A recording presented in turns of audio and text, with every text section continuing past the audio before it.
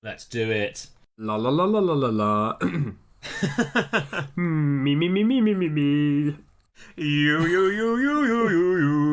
Pre-podcast ablutions complete. Flatulence. Beautiful. Like GCSE French all over again. Flatulence. Ah, mais oui, les flatulences. Le lapin, c'est le pantalon. Le lapin de flatulence. Oh, mon Dieu. Le flatulent cheveux. My favourite pub. This is the most conversation I've ever had in French. That's very exciting, speaking in another language and understanding what the other person's saying. It is. I'm not entirely sure that flatulence is le flatulence in French, though. Well, it's what I'm going to say, slowly And loudly. and in a condescending manner at the chemist. Je suis flatulente. Have you Una any... Rennies. Sorry, René's. Rennies. Je mangeais too many legs de frog. Le oignon soup allait through me. Et out le autre side. We tend to do this, don't we? We tend to, in a roundabout way, introduce the topic of the week. How is that related to revenge? Oh no, sorry, I thought this was still Health Week. My bad. Oh shit, have you researched health? No. Oh no, okay, so you were segueing from health into revenge. I genuinely see. did get confused because we recorded Health on Monday and it's now Thursday, so we don't usually do 2 episodes in a week, and I've got slightly confused about which one we're doing. No, I've got the right one in front of me. All my notes are right. Okay, good. It's I was about to say, if you went from flatulence to revenge, it's going to be a hilarious story. Tom, feed me a chorizo and put me in front of an ex-girlfriend, and You would never guess what Tsar Peter did to the sweet queen. Hello and welcome to what are we called, Tom? That was genius. Yes, I threw that me at off you guard there, unfairly. didn't Sorry, you? caught you off guard with a difficult question. The little history podcast in which Tom, the slightly surprised man in New Zealand over there, and Sam here in the UK discuss history topics on a theme each week.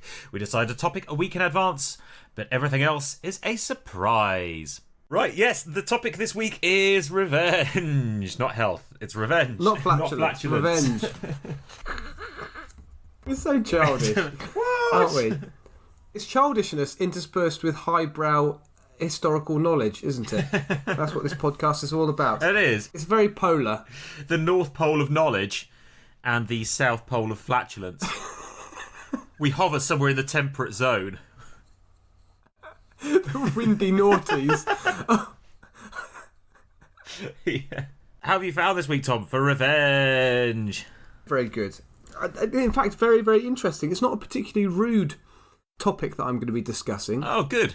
Neither's mine. No, it's not going to be rude. It's not going to be silly. But it's very interesting, I thought. Good. Very, very interesting. I surprised myself when I was researching this. I may just give you a bit of a clue. I mean, I started with the Count of Monte Cristo because it's a classic, the classic literary revenge story. And I thought if I went down that route, I would encounter lots of, if you like this, you would like, like you get on iTunes or Spotify. Yeah. But then I started reading the backstory to the Count of Monte Cristo and found it fascinating. So that is what I'm going to discuss today. I've laid my cards on the table. Very, very good. Well, I've done a story which I discovered whilst researching something else for this podcast a few weeks ago and have wanted to talk about for a little while. And so I'm managing to do it today. So, yes, I am doing my second revenge-filled Ukrainian of this podcast. Excellent. Excellent. Yeah. I have an honourable mention that I would like to get out quite quickly. Okay. And there are a lot of them, aren't there, Sam? Because revenge, wow. Wow. There are some good revenge stories. Who'd have thought? Who'd have thought that history would be full of angry people doing horrible things to each other in retribution? Exactly. And then Jesus came along, with all his forgiveness. That made it a whole lot worse. Boring. Be more Germanic about it. Absolutely, yes. Come on. honour killings and all that sort of stuff. Anyway, here's a cracker. Go on. Now, this was one I encountered when I was researching. This only happened 15 years ago. Oh, wow. But it's so brutal, it could easily have come out of a history book. So, I'll be very brief about it. In 2004, an Indian man called Aku Yadav was being tried for rape in Nagpur in India. And he was accused of raping around 200 women over the course of about a decade. And even there have been murders associated with this guy. He basically sounds like he was a gang leader and was abusing a lot of lower caste. I know this story, yeah. Females in slums. It's not an entirely uncommon story in India. But... No, absolutely. There are a lot of themes here that are very Indian. And he was very much in the pockets of the local police. Anyway, the accusers of this chap didn't feel like the police were taking their accusations seriously. I know. Difficult to believe, isn't it? They were corrupt Indian officials not taking their job seriously. A lazy Indian and showing policeman. no integrity. I know. What the fuck? To all of our Indian listeners, your police aren't exclusively lazy, but they are particularly good at being lazy and corrupt. I know you and I have both been to India, and I met some fantastic, wonderful people who are incredibly kind and generous. But there's a lot of corruption. Yes. The vast majority of people, fantastic, kind, wonderful, very hospitable, and then you've got the Indian police, government officials. I had a funny experience at a train station, which I think may have been in Delhi, it may have been in a northern town in the base of the Himalayas. Anyone who's been to India knows that Indian people don't queue. You just huddle around, for example, a ticket desk at a train station and just elbow your way forward. Yeah. At this train station, the police were determined that people would queue. And so they had very, very old-fashioned sticks. Something you'd imagine London bobbies would have had 200 years ago. Yeah, they call them laffies. Yes, I think you're right, yeah. And every time someone broke queue, they got smacked by the police officer with one of these sticks. I remember what they're called because they're really ironically named, because you will not be laughing once the police hit you with them, which they will. Yeah, I imagine. But yet these guys kept going back for more. So these guys would get hit, these young lads. They would go to the back of the queue, they would wait there, and then like a goldfish, they'd forget. And they would push back to the front. The police officer would smack them around the legs, and they would walk back to the back. 2 minutes later, they would go back to the front. And I remember sitting in the queue watching people getting hit 4 or 5 times before they registered what was going on. They just thought the police were hitting them for fun. Yeah, they just thought it was... Which is not entirely unlikely. No, they just thought it was a trial they had to go to get a ticket, I suppose. Anyway, this chap was being tried for this one rape, although he'd been accused of hundreds of others. 200 women stormed the court, believing that it wasn't being their accusations weren't being taken seriously, hacked Yadav to death, cut off his penis with a kitchen knife, stabbed him 70 times, stoned him, and rubbed chili in his face. I mean, the last bit is somewhat unnecessary. I think the chili may have started the affair. Oh, right, okay, you were doing it in reverse order. Yeah, yeah. It wasn't like a sort of... From the front to the back, that's where you were at. You know the rapist didn't like that. I think that's probably the first time Craig David's been invoked in an Indian rape case. Oh dear. And he raped someone on Monday, he raped someone on Tuesday, and then Wednesday and Thursday and Friday. In the days that followed the event, every woman in the local slum district claimed to have been involved in the murder, and because so many people claimed to be involved in the murder, it just made the police inquiry a farce. Not that it would have been, no, it would have been quite a farce in the first place, yes. Anyway... nobody quite does mob justice like the Indians, do they? They're very good at mob justice. Anyway, I thought that was a very, very brutal story from India that I encountered. Wonderful. You're doing the Count of Monte Cristo, aren't you? Which probably isn't quite as violent. No, it's not, but I think it's very, very interesting. The inspiration for the story I found very, very, very interesting. And it's also a very cool period of history. It's the Napoleonic Wars, which I find brilliant. fascinating. Yes, very good. I was listening to an excellent podcast earlier in the week about Napoleon's retreat from Moscow. Ooh. Which was probably not Napoleon's best decision to invade Russia. No. Well, that features in mine as well. Does it really? It does. You're a bit Napoleonic. Excellent. Well, I'm not doing Napoleonic, but I'm doing invading Russia in winter. Yes. And why that's usually a very bad idea. Oh, God, who else has made a mistake? I know the Nazis did, and I knew the French did. Who else has made a mistake of doing that? Oh, well, largely the Nazis and the French. They're the two best known. Yeah. I mean, generally, heading north in winter is a very bad idea. Especially when you know the Ruskies are just going to run away and burn everything in their path. Yes. Classic Russia. Fuck off, you're not going to have anything to eat. And then it will become minus 30. Minus 30 it was on certain days when the French were trying to retreat out of Russia. Minus 30. I can well believe it. I've been in Moscow in January and Wow. it hit minus 28, 29. Wow. Yeah. Chilly. Very chilly.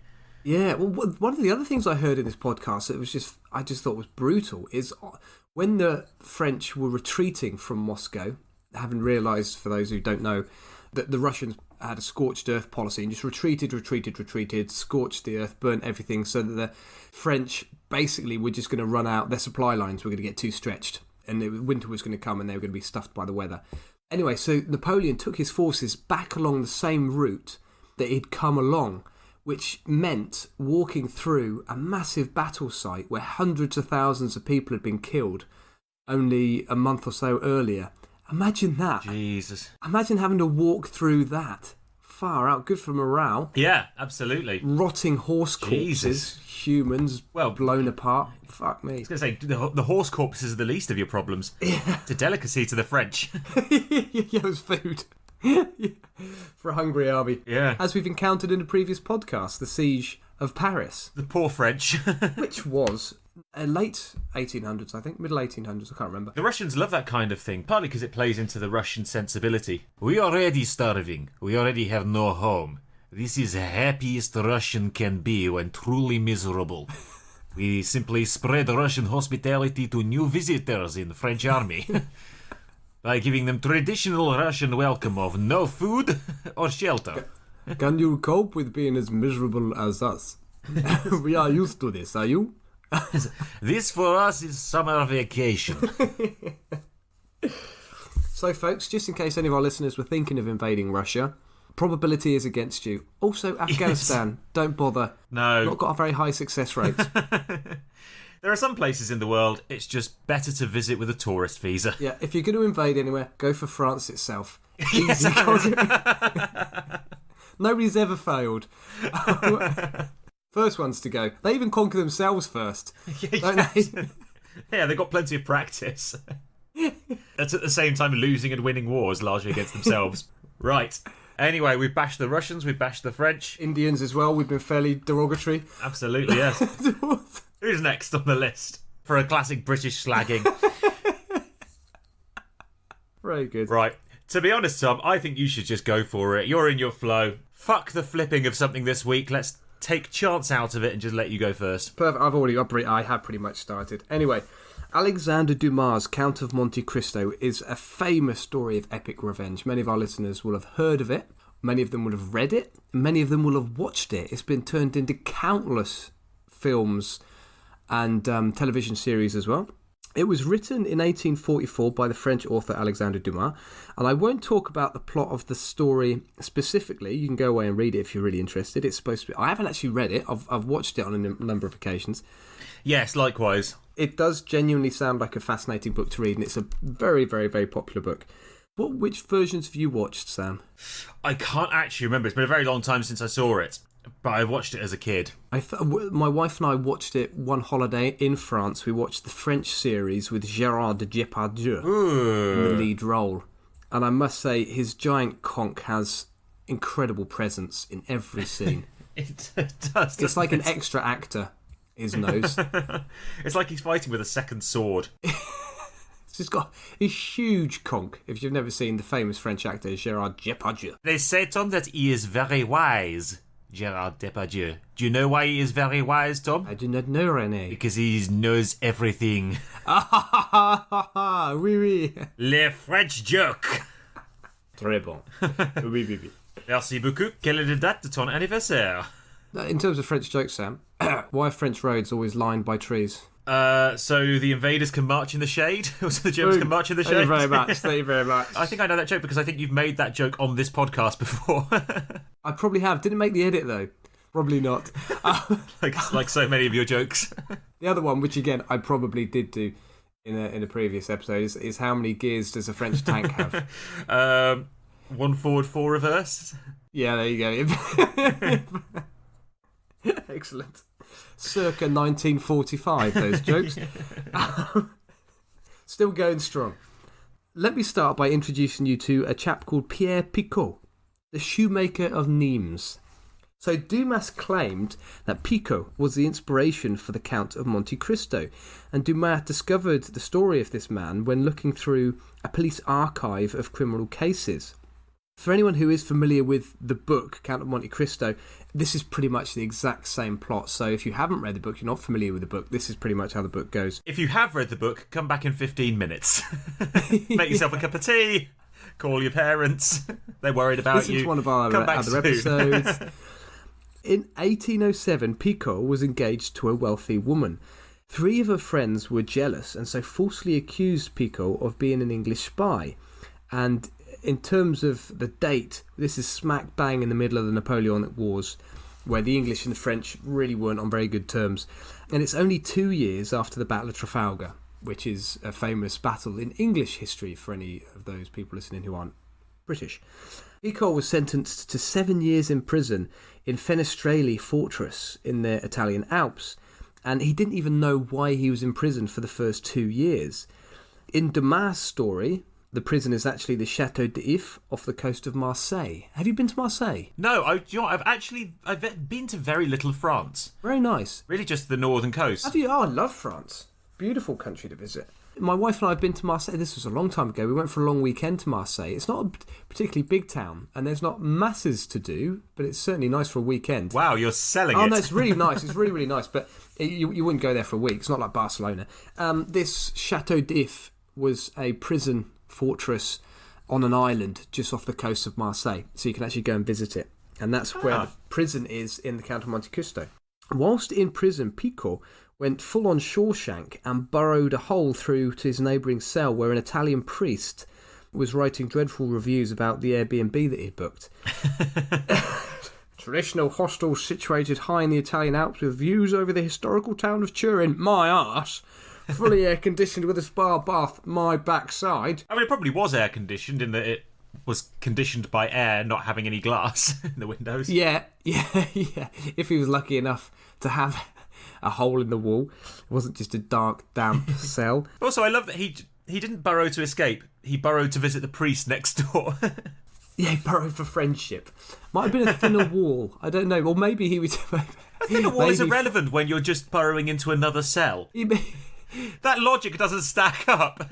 This is the practice run. Yeah, just practicing my technique. Maybe he got through, and he finally got through the wall, and he could feel that there was air on the other side, and he was like, yes, I've broken through. He poked his nose through. I was like, oh, fuck. It's a neighbour's cell.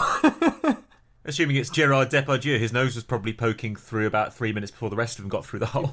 Yeah, he probably made the hole with his nose. So this chap was called Father Torry, and they became very good friends. And incidentally, Father Torry translates into Irish as Father Ted. I was going to say. Hello there, Father. No, Dougal, that wall's very thin. That wall is outside. Very far away. It's Turin's largest prison camp, I understand. And assorted other Father Ted quotes. Would you like a cup of tea there now, Father? Would you like a tale of revenge? Very good. Father Torry died in his Airbnb shortly after he told Picot of some treasure he'd buried in Milan, and he basically said to Picot, have the treasure. So what happens in 1814 is Picot is released from prison after the fall of Napoleon in the French First Empire. So in 1812, that's when Napoleon foolishly invaded Russia and had a very miserable time retreating from Moscow. And that was kind of the turning point in the French First Empire. A few years later, he was defeated in a number of battles and actually exiled to the island of Elba, but not for long. Anyway, we won't go into that. Different story. So 1814, Picot is released, and then he goes full Liam Neeson from Taken. He goes full Liam Neeson to get his revenge. He has one of his plotters just murdered straight away. I am a man with a specific set of skills. I can run backwards from a fat very quickly. I can bake a beautiful baguette. And I can smoke 8 cigarettes at once. And fantastic at walking around with onions around my neck. I can carry many onions this way. And my love making is second to none. So that was Pico's very special set of skills. All of which will come in useful later in the story. Or will they? Tune in later on to find out. Another of the plotters, called Lupian, married Pico's fiancée. And Pico arranged for Lupian's daughter to fall in love with and marry a criminal. Pico then arranges for this criminal to be jailed. Lupian's daughter dies of sadness, and Pico follows this up by burning down Lupian's restaurant, leaving him impoverished. Oh. Pico then frames Lupian's son for a theft, gets him jailed, and then stabs him to death. How did he stab him to death if he was in jail? I don't know. It was a hole in the story that I encountered as well, but I didn't decide to delve any further into it. I just let it go. All right. Good enough for me. Fair enough. The third plotter is then poisoned by Pico as well, so he kills all three of the plotters. Eventually, though, it doesn't end particularly well for Pico. He's actually killed by another of his old friends who knew about the plot all those years ago, but wasn't actually directly involved. It all sounds very romantic, chivalrous and honourable. It does, doesn't it? But in reality, I imagine it was a bit more chavvy. Yeah. Oi, Shazza, why are you going to marry that Pico? I love you more than him. I'll look after you real good, I will. Oh, shut up, Lupian, you're such a creep. I love Pico, he's gorgeous. Oi, Lupian, you chatting at my bird, mate? Leave it back, Pico. He's not worth it. Fuck off, Lupian, I'm going to hit you so fucking hard. Hold me back, Shazza. Anyway, sorry, I've just done a whole episode of EastEnders. Dun, dun, dun, dun, dun, dun, dun, dun. Le de de de de de de de. Bon, oui, Le oui. de de de de de. Bon. As the camera pans along the Seine. Yeah. Cigarette butts everywhere. Dog poo on every verge. Allez, vous slag. Yeah. Pat le boucher. Paris, a beautiful city until you visit it and realize it is filthy. From a distance, it looks quite nice. Much like the French people. Up close, mottled complexion. Too much makeup. Much like Anyway. Paris. We're having a good go at the French today, aren't we? Oh, what a treat. Anyway, there is another very interesting influence on Dumas when he was writing this book, and that is his father. So his father's life was also the inspiration for another of Dumas' books, The Three Musketeers. So Really? yes. I mean, I knew he wrote The Three Musketeers, but I didn't realise it was a biography of his dad. No, apparently a lot of the scenes are inspired by his father. And his father is fascinating as well. And this is one of the things I found really interesting when I was researching this, which is why I chose to discuss it. Let me introduce you to Thomas Alexandre Dumas, who is the father of Alexandre Dumas. Born 1763, died 1806. He was a French general during the Revolutionary Wars. And he actually rose to the rank of General-in-Chief of a French army, commanding 50,000 men in the Alps. And he was very successful, despite his mother being a slave and his father being an aristocrat. But he was given the perks of an aristocratic child when he was brought up, so he had a bit of a knee up into the military. In 1792, his army of the Alps, which was this 50,000 strong army, secured passes through the Alps into the Italian peninsula, allowing the French to fight the Austrian forces in Italy. And in 1798, he joined Napoleon on an expedition to take control of Egypt. And I don't think Napoleon was the emperor at this point. He was just a very, very successful, charismatic general.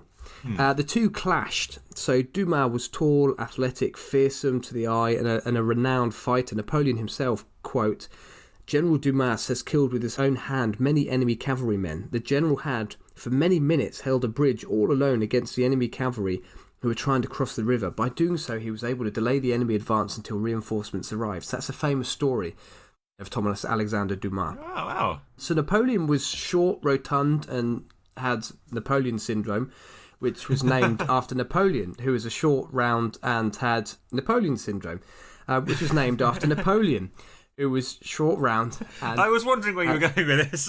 Napoleon syndrome. So, it's not syndrome, it's Napoleon complex, isn't it? Yes. You're going to get some hate for that from Francophiles who love to point out that Napoleon was, in fact, of completely average stature. Oh, was he really? That his guards, he just picked incredibly tall and imposing guards. So when you see him with his bodyguards and his retinue, he always looked very small, but he was actually average height. Very interesting. That is an interesting fact. Still a bit of a prick, though. Can't take that away from him Reddit historians. Can't take that away. In 1799, Dumas left Egypt by boat and he runs aground in Italy where he was captured and thrown into prison. He was in prison for 2 years. He was eventually released in 1801 when Napoleon's forces retook this area of Italy. But Napoleon made no effort in the 2 years previous to that to ransom him or to help free him. And he was kept in horrendous conditions and physically was in a terrible state at the end of the 2 years. In 1806, not shortly after release, Dumas actually died of stomach cancer with his family living in poverty. And Dumas seems to have been ignored by the French government and Napoleon, who did not give him the usual pension, as far as I could research, or any other financial support. So his son, the famous writer who we've been discussing, didn't even have a secondary school education due to his family's lack of money at this point. Despite his dad being an aristocrat. So why were the French so anti-Dumas? Excellent question. Can you guess what was unique about Thomas Alexandre Dumas? What was unique about him? I'll give you some clues. Well, was he black? He was indeed. I see. The clue was his mum was a slave. Absolutely, yep. There was another French general called Toussaint Louverture, who was also black at the same time, and it was only until 1975, when Chappie James became a 4-star general in the American Army, that these two French generals were sort of knocked off the top spot as the highest ranking generals in a Western army from sub-Saharan Africa. So he was basically one of the most high-ranking men of African descent in any Western army. Interesting. Now, I don't know if that stretches as far back as Rome. I don't know whether were there any black emperors? I think there'd be North African descent. Septimus Severus was North African. Yeah. But it's unknown whether he was Greek or sub-Saharan, because there was an awful lot of mingling in the Roman Empire. The national boundaries as such didn't exist, so people came and went, and slaves were bought up and bought and sold, so it's entirely possible that there were sub-Saharan genetics floating around in the Roman Empire, and possibly in Septimus Severus. We don't know. Yeah. Well, the thing about Thomas Alexander Dumas is he was 50% sub-Saharan African because his mother was an African slave. So very, very interesting. I thought that was fascinating when I read that. So something I never knew, which was the famous French author Alexandre Dumas was actually a quarter African. Fascinating. That is very interesting. That's the end of my story. So yeah, as you can see, I didn't expect that to be the subject I was going to discuss this week, but when I started researching it, I found it very, very interesting. That is fascinating. Barely a cock joke. I don't think I made a single cock joke. No. Well, do you know what? I'm not making a single one this week either. So I'm glad we got flatulence out of the way in the introduction. Yeah, well, it would have interrupted the podcast had we not. Quite. At irregular intervals. Oh, that's really interesting, Tom. Thank you very much. It's a pleasure. Well, for my revenge story today, Tom, I'm going back to Ukraine for the second time in this podcast. There is definitely something about Ukrainians and revenge. The last time we went to Ukraine, it was in our episode on foul play when I talked about Olga of Kiev, the 10th century saint and widowed ruler who went on a very Christian and really quite sadistic rampage after the murder of her husband. She was a bit of a bitch.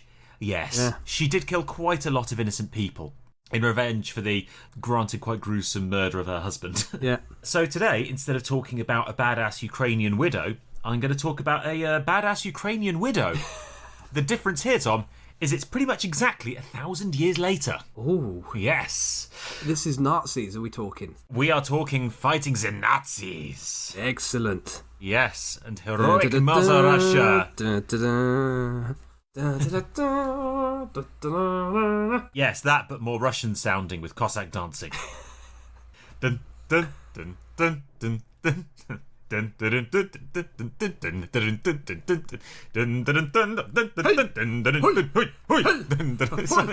Something like that. Beautiful. Imagine that in your head, audience, but better. Oh, my groin.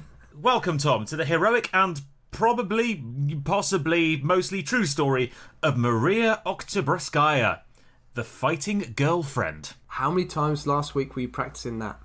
The name. I was literally practicing it as you were making groin straining jokes there. I was in the background going, Mariya Oktyabrskaya. Mariya Oktyabrskaya. And in fact, I think I still said it wrong.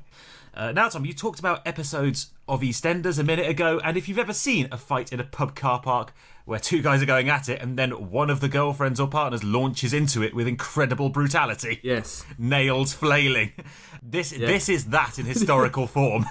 Flick knife in one hand, baseball bat with nails in it in the other hand. Yeah. Come on, you fuckers, I love a good fight. Yeah. Let me have a go. So, Mariya was born in Crimea, in Ukraine, and or Russia, delete as appropriate, depending on where in the world you're listening to us, in August 1905, and she was a pretty normal girl for most of her youth.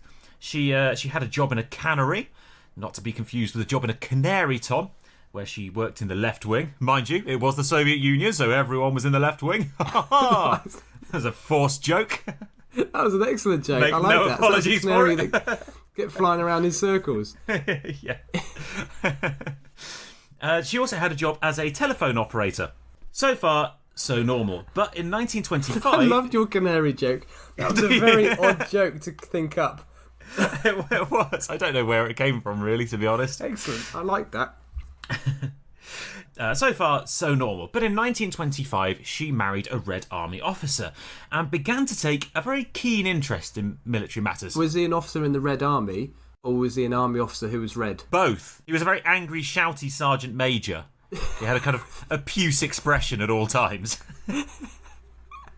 You horrible lot! You maggots. I hate you. I hate every one of you. Stand up straight, boy. Listen to me when I'm talking to you. You listen to me, you taking a piss, boy. Do you think I am your fucking mother? Do you think I am here to make your life fun? No, boy. No, I'm here to make your life miserable. I'm here to make you a soldier. Very good. That was borderline John Cleese. Yeah, I was channeling that. Yeah. So, yes, in answer to your question, he was both red and a Red Army officer, which caused no end of hilarity and fun in the officers' mess. Especially because they had a pet canary. Well, that's how they met. She was just there waving one giant wing around. I have never seen so much beautiful lady with a wing on a hand. I will marry, I will make you wife. You will tickle me lovingly with the canary feathers. With your feathered hand. Sorry, that is my kink. Now I am slightly embarrassed, have gone red in face again. Thank you, everybody laugh. Sounds like what happened to female Soviet shot putters 20 years after they retired. They started growing hairy arms. Beards. You're not entirely wrong. Enough of that. So yeah, she began to take a very keen interest in military affairs after marrying into the Red Army. She joined the Military Wives Council and qualified as a nurse and a driver and a gunner, which was very unusual at the time. For a start, there were very few cars in the USSR and even fewer women who knew how to drive and fix them.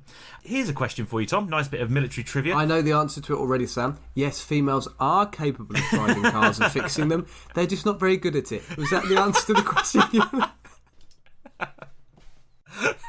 I'm guessing that was the question you were going to ask me. Damn, now I'm going to have to think of something else. For anyone listening, Tom's personal email address. Yeah. I'd like to think our regular listeners realise we're not sexist, racist, or prejudiced in any ways. No, it's fine when you say, I'm joking after it. Also, what you did was definitely just the equivalent of saying, I'm not racist and sexist, but... Ladies and gentlemen, Tom Bernard Manning. My mother-in-law. No, Tom, so the question I was going to ask probably has the same answer, actually. Can you name any other famous female truck drivers from World War II, Tom? No, I can't. Well, Tom. Her Majesty the Queen, Tom. God bless her. God bless her. Her Majesty bless the her, Queen Elizabeth II herself. God rest her soul. God bless her. Now, she was a truck driver in World War II. I've got to tear my eye that the Right Honourable Majesty would do such a kind and generous thing to the British people. I've got a tear in my eye and a patriotic semi, Tom. I do not know. I'm raising my flag to Her Majesty the Queen. Rule Britannia. Britannia rule the waves. Full Nelson. Nelson's column. and flags at half-mast in memory of Princess Diana. God bless her. No, the Queen was a truck driver in World War II and is in fact the only head of state in the world who actively served in World War II, living. Blow me down. Indeed. Good fact. That is a very good fact. So in 1941, married life, happily living normally, blah, blah, blah, blah, blah. Time goes on. In 1941, the Germans launched the Eastern Offensive, Operation Barbarossa, and invaded the Soviet Union. What a mistake in America, huh? What a mistake in America. Nine. It was a very, very good idea, expertly executed. See what we did. We went, oh, hello, Stalin, we love you very much. Would you like to share Poland? Haha, very nice, we have a pact. The moment he turns around, haha, let's invade Russia. The thing he least expects. That is pretty much exactly what happened. And the Germans invaded. I'm sure most of our listeners are vaguely aware that the Germans invaded Russia in World War II. Mariya's husband was sent off to fight, and Mariya herself was evacuated to Tomsk in Siberia, which does sound a bit rough, being taken from the beautiful resorts of the temperate Black Sea coast to Siberia, but hey, probably better than the alternative. And it was certainly better than the fate of her husband, who died in battle near Kiev in August 1941, just a few weeks into the war. Although, to be honest, despite being a qualified military officer, he did survive Stalin's Great Purges in the 1930s, so actually, he did pretty well to make it to the war at all. But anyway, didn't last very long. He didn't have a bad run overall, though. In the chaos of the early days of the Eastern Front, information travelled very slowly, if news got out at all, and so it took 2 full years for news of his death to reach Tomsk and Mariya, who was presumably already pretty livid that he hadn't sent her any letters in 2 years. So she was already angry and was made apoplectic with rage at the news that he was actually dead, and so she immediately began to plot her revenge against the Nazis. Cue sporting montage, Tom. If you want to do some kind of... Yeah. So first, she's...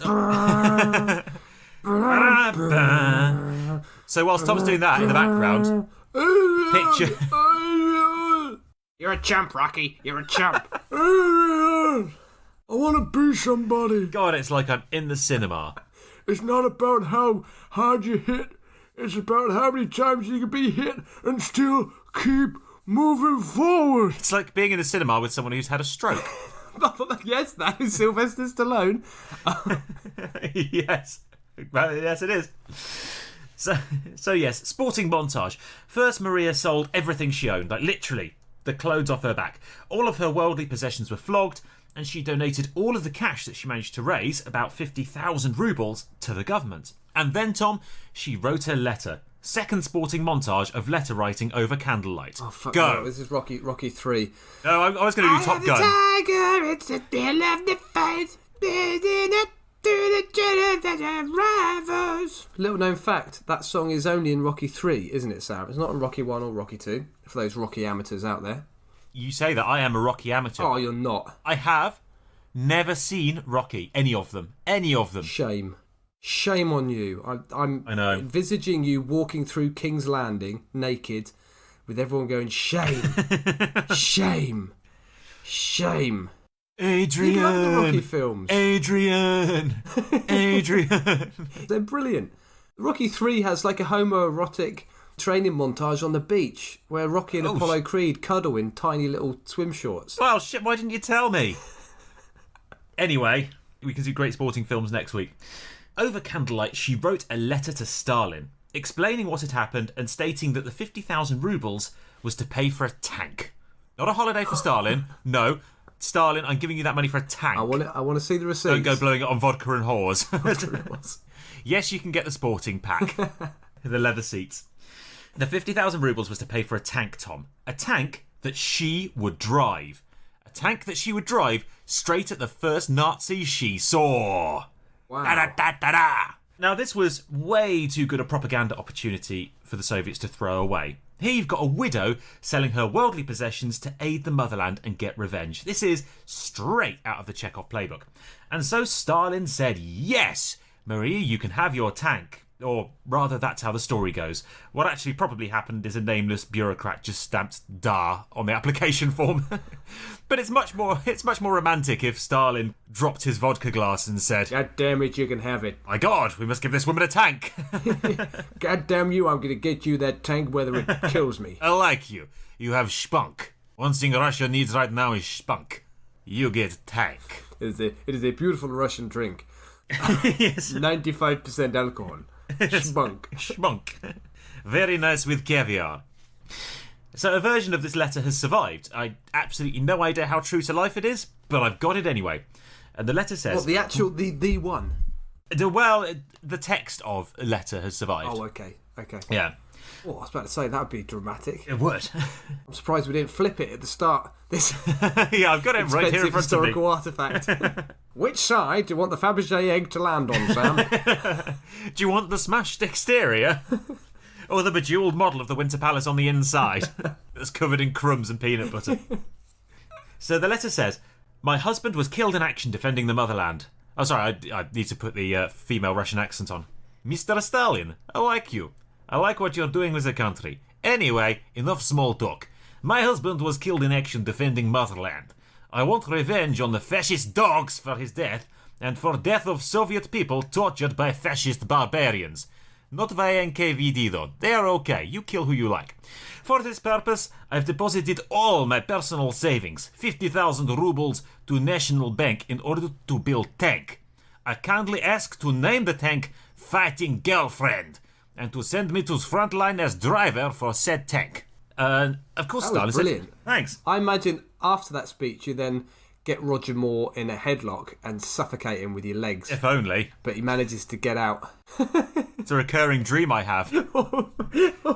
of sexually assaulting Roger Moore. Death by snoo snoo, yeah. As he raises an eyebrow. Roger Moore's a great actor, isn't he? His eyebrows are great actors. Oh, The rest of him not so Roger much. Moore. He just basically talks like Roger Moore and occasionally raises an eyebrow. Anywho. Interestingly, a little aside, Mariya wasn't the only person to buy herself a tank in World War II. There was a brilliant husband and wife couple called Alexandre Boyko and her husband Ivan. They also raised and donated 50,000 rubles. I was disappointed it wasn't Jeffrey Boyko. That's Jeffrey Boyko. Yeah. Still going, Tom. Great innings. He had a great innings. How many people are going to get that joke? Only very few elderly Brits. Elderly cricket fans. Yes. So, yes, Alexandra Boyko and her husband Jeffrey / Ivan raised and donated 50,000 rubles and ended up driving and fighting in their own tank as a husband and wife team on the Eastern Front. In matching outfits. With her and... A little bit like a sort of couple that go on tandem bike holidays. Yeah, exactly. Like a caravanning, hiking couple with matching cardigans. That is exactly what I had in my head. With a very violent disposition. Finishing each other's sentences, yeah. Yeah, matching thermos flasks. Yep. So she was the tank commander and he was the engineer. And kind of sweetly, in a dark way, they were both injured on the same day and recovered together in hospital next to each other. And they both survived the war, but they had their own tank. Brilliant. I can only imagine, firstly, the arguments in the heat of battle. And secondly, the doilies used to cover the tank. Yeah, the teapot with a little tea knitted warmer on it. Yeah. A hand-knitted tea cosy. Yeah, the phone rings, the field radio rings, and she picks it up and says, "Lady of the tank speaking." What I also think must have been awful and particularly awkward is being the other 3 crew members in that tank. As they're having marital disputes. Domestics. Passive-aggressive arguments. "Alexandra, my dear, what is wrong?" "I'm fine." "Shut up and drive, Ivan." "Oh no, is it because I mixed the white overalls with the dark overalls?" Oh, here it is. Sergei's just in the background trying not to make eye contact with either of them. Whistling to himself. Anyway, back to Mariya. She gets her tank, but she didn't actually know how to use it. Now, ordinarily, for the Soviets, not being a particularly well-trained soldier was not a huge issue in World War II. Just so long as there were lots of them. That's the important thing. Absolutely. This was at the point in World War II where Russian tanks weren't even being painted. They were being rolled out of the factory production lines, fueled up, crewed by people who had, at best, a couple of days' training and just sent straight into battle. That's a slight exaggeration, but yeah, they were being sent out unpainted, like times were really desperate. Mariya was a special case, though. She was going to be a big propaganda victory for the USSR, so they wanted to make sure she lasted more than 5 minutes when it came to a scrap. So she was sent off for 5 months of intensive tank driver training, and in September 1943, she qualified and was shipped off as a driver and mechanic alongside fighting girlfriend, her T-34 tank, to the 26th Guards Tank Brigade, who thought all this was fucking hilarious. Now, in World War II, over 800,000 women served with the Red Army, but very few of those were actually at the spearhead of any offensive. There were a lot who were trucks, a lot who were truck drivers. Soviet lady very strong. A lot who were right fatties. Very big behind. Thick bones. Built like a truck. Literally. So most of them were truck drivers or anti-aircraft gunners. Still very dangerous, but not quite fixed bayonets and charging over the top dangerous. Interestingly, Sam, just quickly on that topic, I think I encountered in my research there's archaeological remains of females fighting for the Russians and the French during the Napoleonic Wars. Yes. Yeah, the Russians were... I was going to say they were quite egalitarian. They were quite desperate. Yeah. Didn't have much choice. Anyway, sorry, I interrupted. You carry on. No. So Mariya's colleagues in the tank brigade thought this was hilarious. She was quite the novelty, this now 38-year-old officer's wife in her angrily named tank. Her passive-aggressively named tank with a letter from Stalin was considered a bit of a novelty. But she very quickly proved them wrong. In fighting around Smolensk in October 1943, she knocked out several German anti-tank guns and several machine gun nests at the same time. When the tank was hit by a shell, she leapt out to fix it in the heat of battle and earned herself a promotion to sergeant in the process. And as far as we know, this much actually happened. This isn't just propaganda. A couple of weeks later, again, her tank was involved in heavy fighting, where it knocked out again several pieces of German artillery before again being hit and losing a track. Which she jumped out and again repaired. So she must have been getting pretty annoyed with the driver at this point, who was her, actually, for keeping on crashing the thing, getting hit by shells. Kept driving it into shopping trolleys. But she was gaining a pretty fearsome reputation as a driver and mechanic by this point. The curb moved. Yeah. No, it didn't. The curb was always there. Oh, yeah, it was definitely a tank shell exploded next to it. Did a tank shell have red paint? Why is that truck over there, that red truck, got a large scrape down the side? Unfortunately, it wasn't to last. On January 14th, 1944, just 3 months after reaching the front line, fighting girlfriend was again hit whilst involved in fierce fighting. Mariya got out to repair it once again, and another shell exploded right next to her, hitting her in the head. She survived I know. She survived a shell hit to the head. Yeah, so the shell exploded next to her and she took several shrapnel wounds to the head. She was in a coma for a couple of months and then unfortunately died. She never regained consciousness and died on March 15th, 1944. Yeah, it's good use of the word unfortunate. Unfortunately, she died. Appropriate. I thought you'd say unfortunately she lost part of her head, but no, she died. No, she did die. But she was posthumously awarded the Hero of the Soviet Union, which is the USSR's highest military honour. She was one of only 2 female tank drivers to receive the award, and she did become the propaganda star the Soviets had hoped. They put her on postcards, they wrote newspaper articles about her. She was a real celebrity following her death. Incidentally, the pictures of her they put on postcards was when she was alive.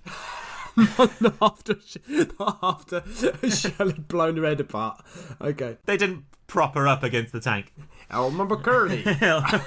Yeah.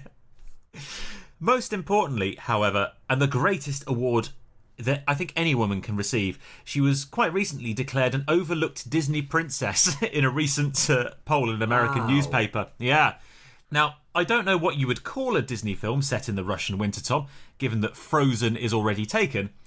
And Bambi. What? Bambolski. Bambolski. Is that set in the winter? Oh, I think the start of it is maybe. Oh, I don't know. Well, Tom, you interrupted because there's a Frozen joke coming. Sorry. Because I imagine, Tom, the song would go Let something. it go, Sam. Would go Let something it go. like, yeah. I imagine, Tom, the song would go something like this. Do you want to kill a Nazi? Come on, let's go and fight. My husband's been dead several years. I have to fix this tank again. I might get blown away. Very good.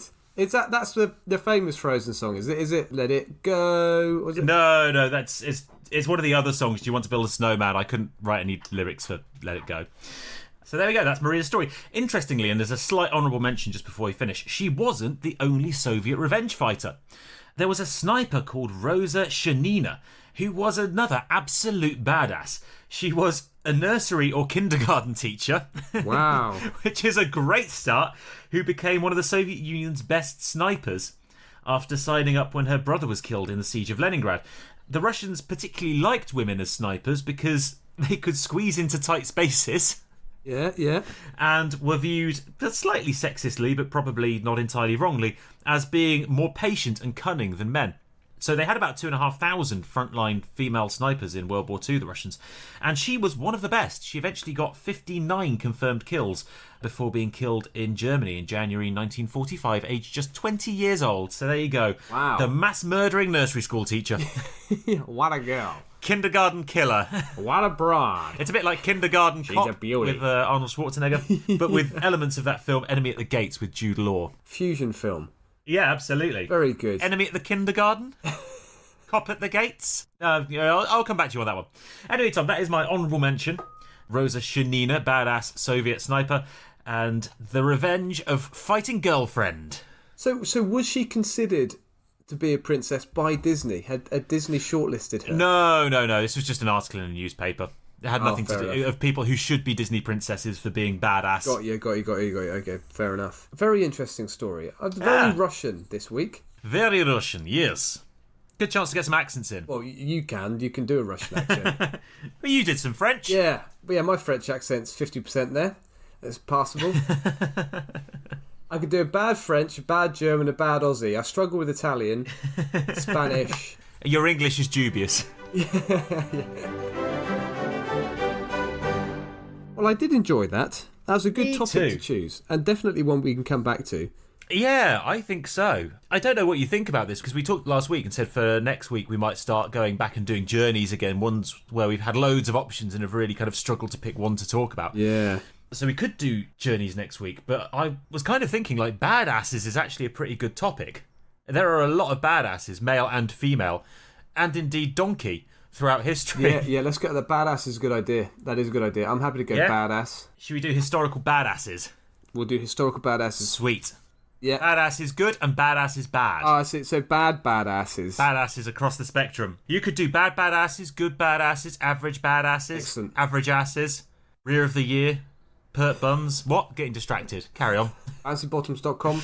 Come on. Well, thank you all so much for joining us for another episode of That Was Genius. We've had an absolute ball this week. I hope you have as well. If you have, do let us know. Leave us a comment on your social media platform of choice. We're on Twitter at that_was_genius. Got there eventually. We're on Facebook at That Was Genius Podcast and on Instagram at That Was Genius. Even better than letting us know how much you like us, let your friends know how much you like us. Tell them about it. I was thinking this week as well, Sam, if any of our listeners have any ideas for a good topic, Yes. give us a shout. Absolutely, yeah. Let us know and we'll read some of them out. Comment on social media or send us an email. thatwasgeniuscast@gmail.com. Get in touch. Right, thank you so much for joining us.